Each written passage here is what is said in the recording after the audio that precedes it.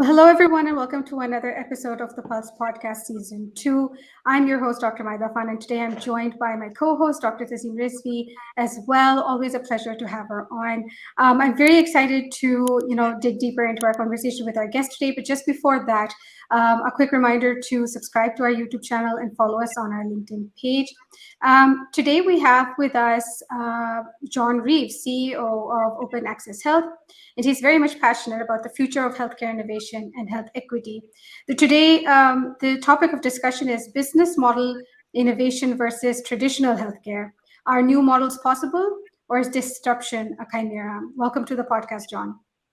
Thank you. Thanks very much. So, John, let's start with your background. Tell us a little bit more about your background, please. What is Open Access Health all about? What do you do there? Right. Well, my background is in innovation and in product development and in technology. And first got in kind of deeply involved with healthcare, working with a client that had kind of a range of technologies they wanted to apply to the healthcare field.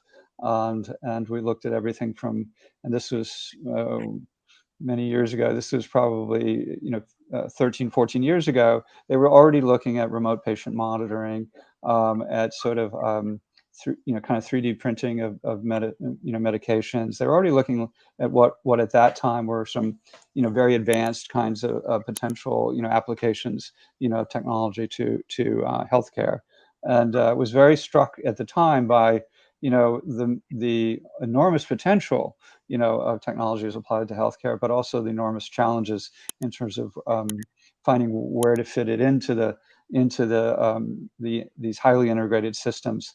What kinds of business models would evolve out of that, and but again, going back to the idea that it's such an important part of society, or communities, any kind of advantage or benefit that we could derive, it was worthwhile. So I continued to work with it, over the years. Was involved with telemedicine related, projects, again, early on, 10 years ago or more. And, sort of fascinating to see how it's evolved since then. And it, extremely exciting time right now, as you guys know. Yeah, absolutely. Thank you so much, John. It's such a pleasure to have you and to be discussing this topic with you. So let's start with. I want to pick your brains on what do you think are the drawbacks or the limitations of the traditional healthcare delivery models? Mhm.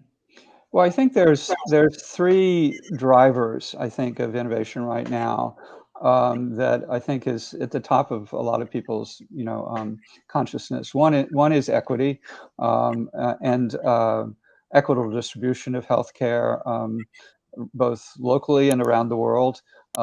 That's a huge issue for everyone, and should be. Another one is sort of a looming crisis in terms of shortage of resources, shortage of people, shortage of facilities, shortage of funding. That I think is also kind of at the top of people's minds. And I would call those, originally I would think of those as strategic challenges, but they're really societal challenges. It's really like, what are we facing as a society or as a set of communities that really we have to look for, that the traditional healthcare models are not well equipped to address, both locally and globally. Then I think there's a sort of a societal opportunity, which also is driving up, innovation, which is the newer technologies that are coming out and that are really, we are at that kind of cusp or the turning point where the opportunity is driving innovation, as much as the challenges.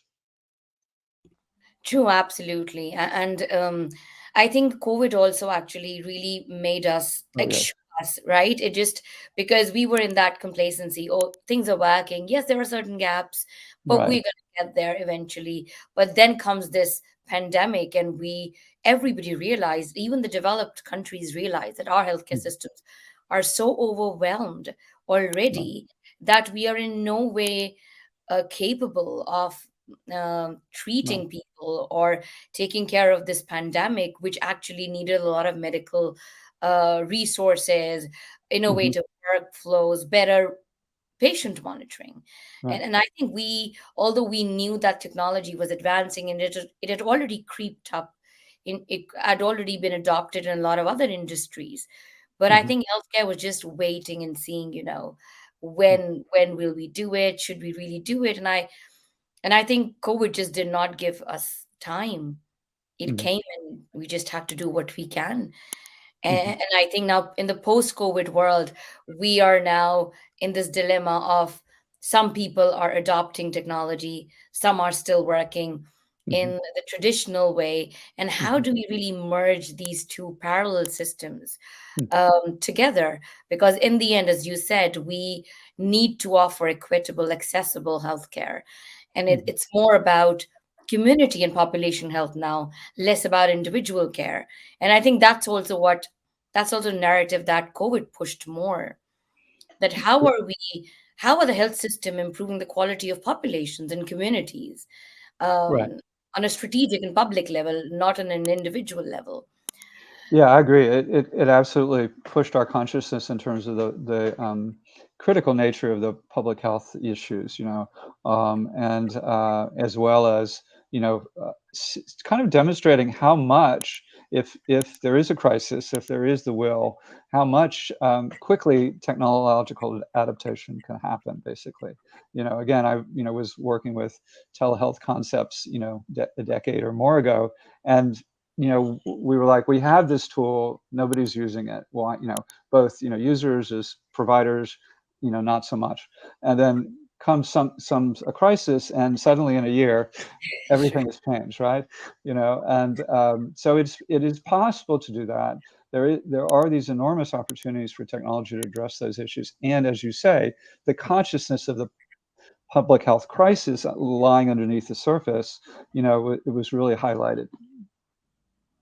Yeah, Uh, absolutely. And I think one of the limitations of what you said, that the COVID came in all of us, everybody wanted a telemedicine solution.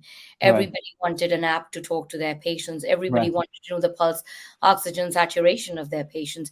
right. But it was adopted so quickly that we didn't realize that the patients and the doctors are not ready to use these technologies. Mhm. And now I think we're in this post pandemic era where we are now dealing with a lot of technology in healthcare, but Mhm. we're not using it sufficiently. I mean, we're not using it in a way that it can actually improve the health outcomes of patient, or improve the efficiency of the systems, or even reduce the cost.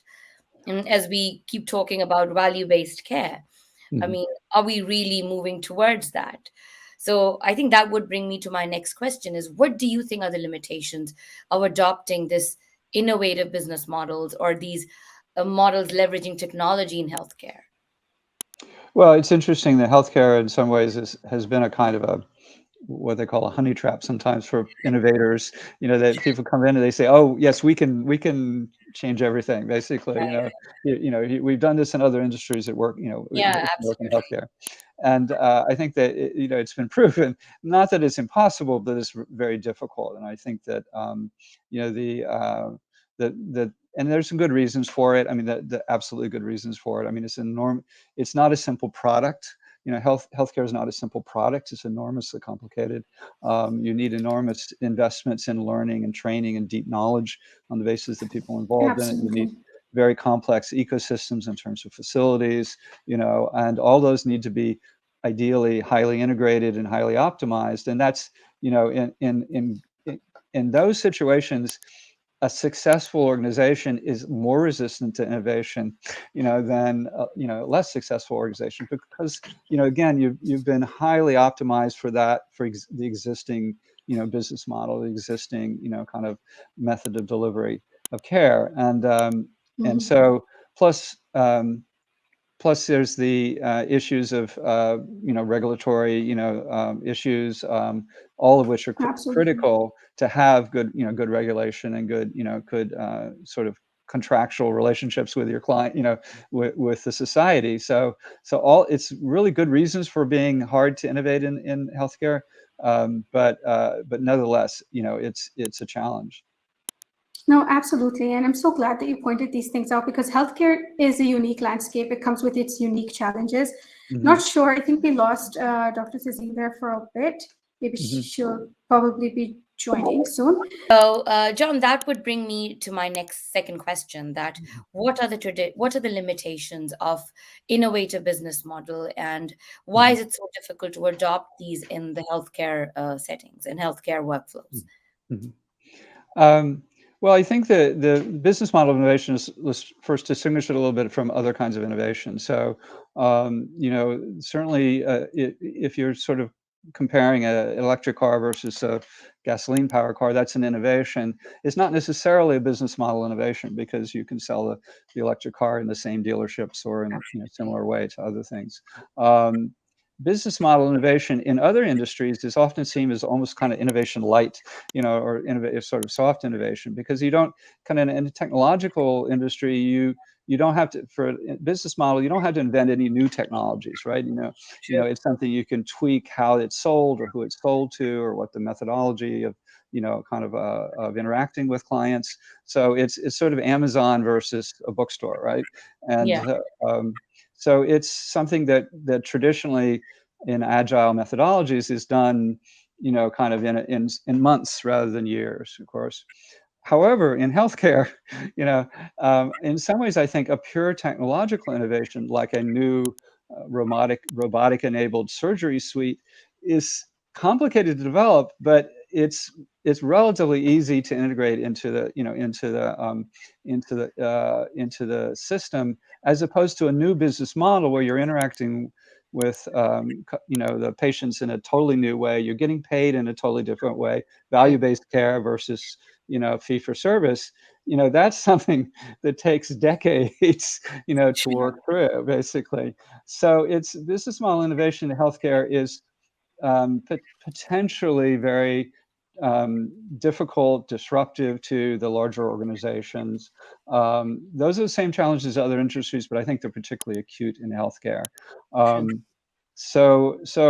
Um, and yet, I think in the end, some of what business model innovation offers to healthcare is critical, because I think if you maintain the same business structures, you will not get the full benefit of the opportunities the challenges and opportunities that we're facing. You won't be able to address them completely, adequately without radically changing your business model. And the question is, how do we get there? You know, um, And I think a lot of drivers that we see today is the challenges that we're facing. Sometimes I think that we are at this point, at this junction in healthcare, where there is no other way to move forward. With the mhm. crisis looming ahead of lack of resources, the burden of disease keeps on increasing. You've got an aging population. And if you've got such a huge gap between supply and demand, what are you supposed to do? You have to do something completely out of the box because what you've currently been doing for decades is not working. Right. And I think, yes, we can take small steps like short-term goals, but overall, if we look in the long term, we really need some drastic changes Mhm. to the business model so that we can drive better, equitable, and low cost of care for the future generations. Right, and again, from other industries, it's not uncommon to look at 2x to 10x reductions in cost, with new technologies, or increases in distributability, in terms of that. I sometimes call it affordability and distributability because, we don't just need to lower the cost of it. We need to be able to get it to remote areas or get it to, places where the healthcare resources aren't. Um, so. So I think that there's no reason why not to expect in the long term that 2x to 10x change. But again, it's hard to figure out how to do that piecemeal, and on top of the existing business model. Um, but the potential is there and it's huge. Um, and I think it's a question of what are we focusing on? Are we focusing on those drivers you're talking about? One of the things that sometimes talked about in terms of U.S. healthcare, particularly, is that hospitals are competing on having the best, operating suite, or they're beating on the biggest network of specialists, or they're competing with each other, which is not an incentive to to create more affordable care and Yeah. to make it available to other people. So you need to focus on those societal challenges, of equity and distributability and and resource shortages, or you will get caught up in a competition that actually leads to higher costs. And Absolutely. technology has gotten a bad reputation in some circles because it's said, oh, well, you get more technology and the cost of care rises rather than shrinks. And again, I Yeah. think that's partly based on the wrong focus. So True, true.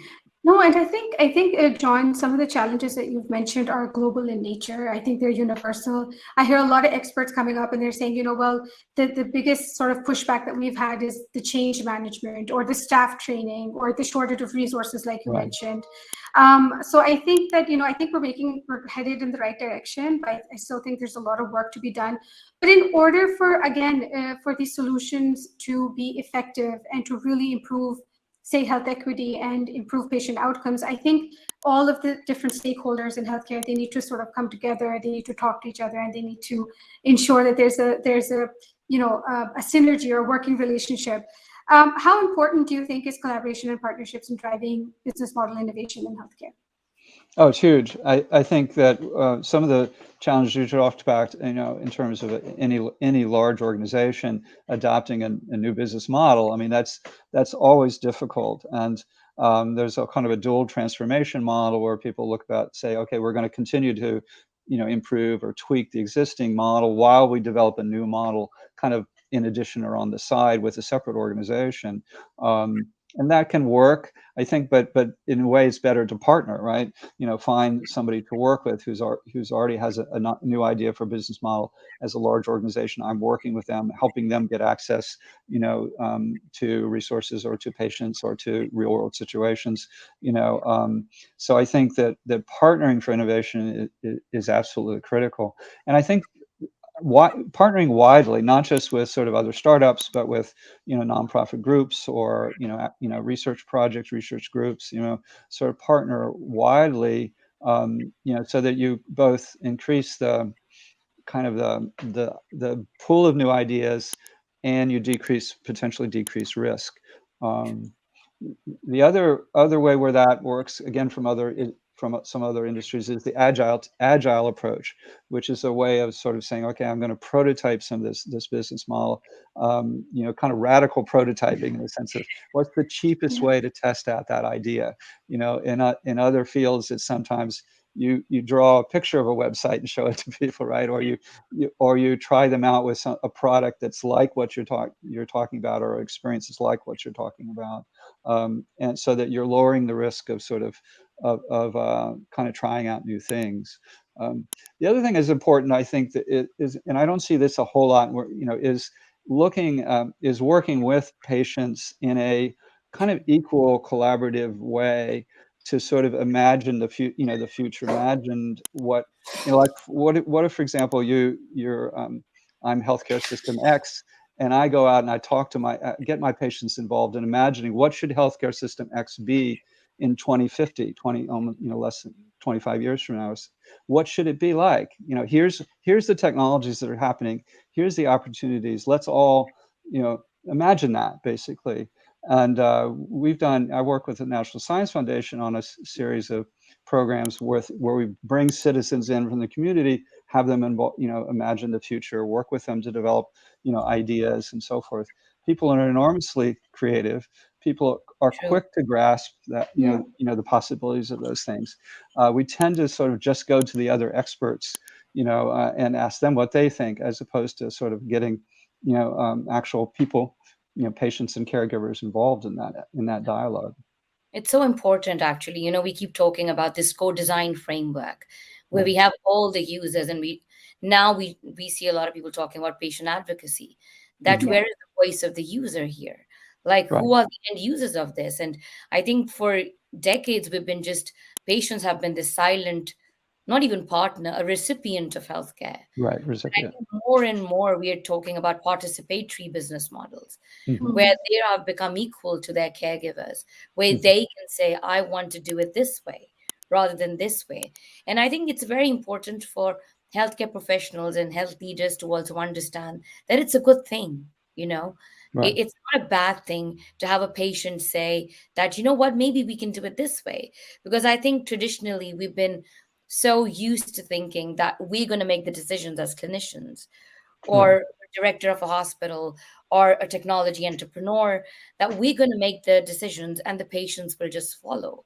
But I think it's good to take a step back and see, you know what, let's ask them what do they want. Right. And I that's where I see a lot of technology entrepreneurs, and when they talk about lack of adoption of technology in healthcare, I think that's what's missing. Mhm. You Yeah. need to talk to the users, call the patients in, call patients to your business meetings, a patient advocate, call doctors who are the end users of your system. Mhm. Ask them. Don't give them a system and say, you know what, this is the best thing that can happen. They're gonna love this, this will change your clinical settings. Yeah. No, call them, invite them, talk to them. And I think that will really shift the resistance, the lack of adoption, and Mhm. this. So I think participatory approach. I'm really glad that we're slowly moving towards it, but I think Mhm. we're still a long way to go. Yeah. Yeah, and I think people are still, to some extent, I mean, you talk about focus groups. Years ago we started being asked to do focus groups, and we found that we didn't in the end do focus groups where we asked people what they thought. We asked people what they imagined, right? We got them to be involved in coming up with ideas as opposed to just reacting to ideas. And I think that's going to be critical because the fact is the as blown away as we are by technology today as opposed to a month ago with ChatGPT 4 and whatever, True. you know, it's the tip of the iceberg. I mean, it's really, there's going to be so many changes, so many potential opportunities, and we really need to imagine that together, rather than in separate silos. Oh, absolutely. And I think where Dr. Kazim mentioned patient advocates, I think a large proportion of clinicians and healthcare providers, that's where we see the resistance, especially in the older physician cohort. And I think Mhm. clinician and physician ambassadors can play a role as well. And it's Right, really about getting them on board, right. and convincing them that, if we integrate this into your clinical workflow, it's Hmm. actually going to make your job easier, and it's not going to put you out of the job, but rather help you do your job better. Um, but finally, before we go, John, what advice would you give to healthcare organizations that are looking to innovate their business models? Well, it's always tricky to give advice, but because people are doing enormously wonderful things out there, in healthcare organizations are already doing, having, pursuing wonderful projects and so forth. But I would say, focus on what I think are the societal challenges, right? Equity and that resource shortage, rather than just a kind of a local competition between you and the hospital next door. I think not that that's not sometimes important for revenue this year, but if you focus on the societal challenges in the long run, I think you will have answers when other people don't. Um, Two is, look long term. We talked about not just short term. Um, and then the third one is to sort of partner with a wide range of, you know, potential collaborators from the startup that's caught your eye to the as kind of, as I said, the nonprofit in the community that's got that has real relationships with your potential, patient base, to your patients and your caregivers. you know I know, Dr. Izzy, you know my caregiver, kind of thing. It's like, in Absolutely. Yeah. in the real world, for many of those most challenging patients, it's the caregiver that interacts with the healthcare system, not the patient directly. So if you're not clued into the caregiver as a key part of the ecosystem, then you're kind of it's a little bit of a fantasy. So. True. And I think a lot of innovators right now in hospitals, they're really looking at the short-term goal, which is usually driven by financial Mhm, and the return they're going to get of technology innovation. I mhm, think we should plan for a marathon, and we should look long term. right. Maybe some innovation business model may not give you the return today, maybe in this quarter. Mhm, But if really think about long term goals. And if you address the challenges today, you will look at improving profits and overall improving the societal challenges as well. So I Mhm. think that's very important for new businesses to look into, especially hospitals, big organizations that Mhm. can make decisions which will impact communities. Right. Yeah, absolutely. Uh, Absolutely. And we're in this for the long haul, as they say. Right. Thank you very much for your time, John. It was a pleasure speaking with you. You added such a valuable insights. Is there anything you want to say before we go?